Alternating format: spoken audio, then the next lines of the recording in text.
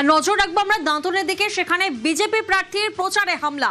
পশ্চিম মেদিনীপুরের দাঁতনের মোহনপুরে রীতিমতো উত্তেজনা। তৃণমূলের বিরুদ্ধে হামলার অভিযোগ অস্বীকার তৃণমূলের। মোহনপুর থানার সামনে তার জেরে অবরোধ করে বিজেপির কর্মী সমর্থকরা। পশ্চিম মেদিনীপুরের দাঁতনের মোহনপুরে উত্তেজনা, তৃণমূলের বিরুদ্ধে হামলার অভিযোগ করা হচ্ছে এবং থানার সামনে অবরোধ দেখায় বিজেপির কর্মী সমর্থকরা। শঙ্কর প্রতিনিধি আমাদের সঙ্গে রয়েছেন। শঙ্কর, ঠিক কি ঘটনা, গন্ডগোলের সূত্রপাত কোথা থেকে? দেখো, আজকে বলা যায় যে সে আর প্রচার চলাকালীন বলা যায় যে তৃণমূলের তারা নাকি হামলা চালিয়েছে বলে অভিযোগ। আর এই অভিযোগের জেরে মানে এই হামলার জেরে বেশ কয়েকটি মোটর সাইকেলে ভাঙচুর, আগুন দেওয়া হয়েছে বলে অভিযোগ। শুধু তাই নয়, যে বিজেপি কর্মী সমর্থকরা প্রচারে বেরিয়েছে তাদের উপরে বিতর্কিত হামলা চালিয়েছে বলে অভিযোগ। এই হামলাতে একাধিক বিজেপি কর্মী সমর্থকরা আহত হয়েছে। জানা গেছে এই যে দাঁতন বিধানসভা কেন্দ্রের অজিত কুমার জানা, যিনি প্রার্থী হয়েছেন, তাকেও মারধর করা হয়েছে। এরপরেই খবর পেয়ে ছুটে যান দাঁতন এবং মোহনপুর থানার পুলিশ। ইতিমধ্যে কেন্দ্রীয় বাহিনী ও পশ্চিম মেদিনীপুর জেলা পুলিশ সুপার সেখানে পৌঁছেছেন। তারা খতিয়ে দেখছেন যে কি নিয়ে এই ঝামেলা হয়েছে। তবে তৃণমূল যেটা জানিয়েছে যে এর সঙ্গে তৃণমূলের কোনো সম্পর্ক নেই, তাদের অভ্যন্তরীণ ব্যাপার, যার জেরে এই ঘটনা ঘটেছে। যদিও অভিযোগ আর পাল্টা অভিযোগ ঘিরে একেবারে উত্তাল হয়েছে দাঁতন, একেবারে রণক্ষেত্র হয়েছে দাঁতন। বেশ কয়েকটি না প্রায় বলা যায় যে 16খানা বাইককে আগুন লাগিয়ে দেওয়া হয়েছে, ভাঙচুর করা হয়েছে। প্রায় বলা যায় যে 20-22 জন বিজেপি কর্মী সমর্থকদের বেধড়ক মারধর করা হয়েছে, তা পর্যন্ত ভেঙে গেছে বলে অভিযোগ।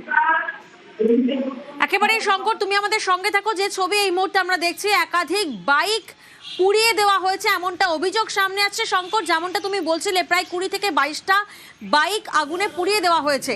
কারা জড়িত এই ঘটনার সাথে? একেবারে দেখো, তৃণমূলের বিরুদ্ধেই অভিযোগ করছে বিজেপি যে তৃণমূল এই ঘটনা ঘটিয়েছে। ইতিমধ্যেই নির্বাচন কমিশনকে অভিযোগ জানিয়েছে বিজেপি। নির্বাচন কমিশন কেন্দ্রীয় বাহিনীকে ঘটনাস্থলে পাঠিয়েছে, গেছেন পুলিশ সুপার, তিনি পৌঁছেছেন এবং সমস্ত বিষয় মানে কিভাবে এই ঘটনা ঘটেছে, কারা হামলা চালিয়েছে, এর পিছনে কে রয়েছে তার তদন্ত করে দেখছে। তবে বিজেপি যেটা জানিয়েছে যে তারা যেহেতু আজ শেষ বেলার প্রচার, তারা শান্তিপূর্ণভাবে প্রচার করছিল, সেই সময় আপলা বলে একটি জায়গা রয়েছে মোহনপুর থানার অন্তর্গত। সেইখানে তৃণমূল কর্মী সমর্থকেরা প্রায় বহু সংখ্যক মানুষ এখানে পৌঁছে তাদের উপরে হামলা চালিয়েছে। আর এই হামলার জেরে প্রায় বহু বিজেপি কর্মী সমর্থকরা আহত হয়েছেন। তার মধ্যে খুব আহত হয়েছেন দাঁতনের যে বিজেপি প্রার্থী তিনিও। একেবারে শঙ্কর, তুমি আমাদের সঙ্গে থাকো। যে ছবি আপনাদেরকে দেখাচ্ছি দাঁতনের ছবি, সেখানে বিজেপি প্রার্থীর প্রচারে হামলা এমনটা অভিযোগ। পশ্চিম মেদিনীপুরের দাঁতনের মোহনপুরে এই নিয়ে উত্তেজনা। তৃণমূলের বিরুদ্ধে হামলার অভিযোগ সামনে আসছে। হামলার অভিযোগ অস্বীকার তৃণমূলের। মোহনপুর থানার সামনে যার জেরে অবরোধ দেখায় বিজেপির কর্মী সমর্থকরা এবং একের পর এক বাইক পুড়িয়ে দেওয়া হয়েছে এমনটা অভিযোগ সামনে আসছে। এবং যে ছবি আপনারা দেখছেন, রাস্তায় বাইক পড়ে রয়েছে, আগুন জ্বলছে দাউ দাউ করে। শঙ্কর আমাদের সঙ্গে রয়েছেন। শঙ্কর, এই মুহূর্তের কি পরিস্থিতি? পরিস্থিতি শান্ত রয়েছে, থানার সামনে বিক্ষোভ চলছে। আর পুলিশ এবং কেন্দ্রীয় বাহিনী যে ঘটনাস্থলে পৌঁছেছে, পুরো ঘটনার তদন্ত নিচ্ছে যে কে এই ঘটনা ঘটিয়েছে এবং এই ঘটনার পিছনে কাদের মদত রয়েছে তার পুরোটা তারা খতিয়ে দেখছে। ইতিমধ্যেই বিজেপি কর্মী সমর্থকরা এই ঘটনার সাথে জড়িত কাউকে আটক করা হয়েছে বা চিহ্নিত করা হয়েছে?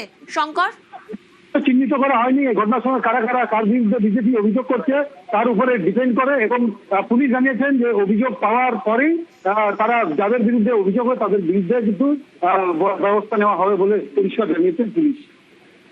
বেশ, যে ছবি আপনারা দেখছেন, একের পর এক বাইক ছড়িয়ে ছিটিয়ে পড়ে রয়েছে এবং অভিযোগ যে তৃণমূলের দিকে, যে পশ্চিম মেদিনীপুরের দাঁতনের মোহনপুরে, সেখানে তৃণমূলের তরফ থেকে হামলা করা হয়েছে এমনটা অভিযোগ। যদিও এই হামলার অভিযোগ অস্বীকার করেছে তৃণমূল। মোহনপুর থানার সামনে যার জেরে অবরোধ বিজেপির কর্মী সমর্থকদের।